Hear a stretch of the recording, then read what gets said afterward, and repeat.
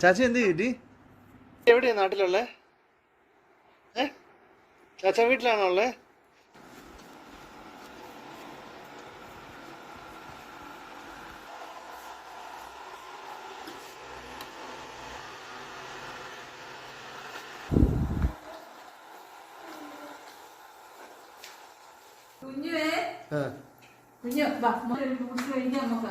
എന്താ സാധനം അത്? കഴിച്ചിട്ടുണ്ടോ? ഇല്ല. അതെന്താ കേട്ടി? കഴിച്ചിട്ടില്ലല്ലോ. എനിക്കറിയാം. പക്ഷെ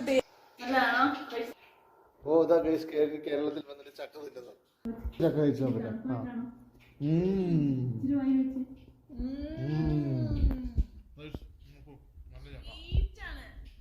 നാട്ടിലെത്തിയിരിക്കുകയാണ്. ഇത് അമ്മ എന്തൊക്കെ ഉണ്ടാക്കുന്നു. വഴി വെക്കാൻ പുള്ളിയൊന്നും അറിയത്തില്ല. എന്നിരുന്നാലും കാണിക്കാൻ നിങ്ങളെ പാവക്കത്ത് നമ്മുടെ പുതിയ നൈറ്റ് ചെയ്യാൻ തോന്നുന്നു. പാലയം എടുത്താന്നാ പറഞ്ഞത്. ഇത് ലെസ്ലി എൻ്റെ ഭാര്യ. നമ്മള് പാവയ്ക്ക ഉണ്ടാക്കുന്നതാണ് കാണിച്ചത്. ഇതിപ്പോൾ പോത്തിറച്ചിയാണ്.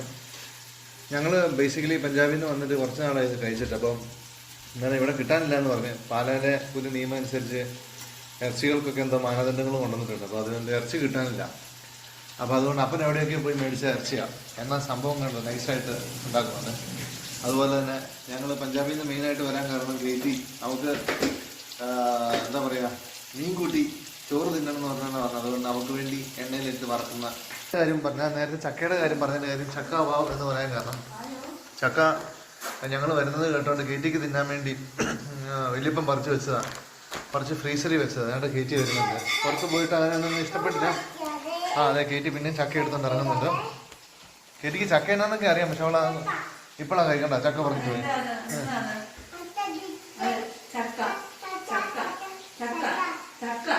എടി ഒരു ചക്ക എനിക്ക് തന്നടി. ഇതെന്നാന്ന് കാണിച്ച പപ്പനെ കാണിച്ചത് എന്നാ? ഓഹോ പഴാണോ? ഏത് പഴാന്ന് പറഞ്ഞ? ഇത് എന്നാ പഴാമേ? ഞാലിപ്പൂനാ? നിനക്ക് എമ്മയാണോടി? പപ്പ എടുത്തു തരാം. കഴിച്ച് നോക്ക്. പകുതി പഴം കയറ്റി കഴിച്ചിരിക്കുന്നു. ബാക്കി പഴം കയറ്റി കൊടുക്കാം. എന്നാ കയറ്റി മേടിച്ചോ.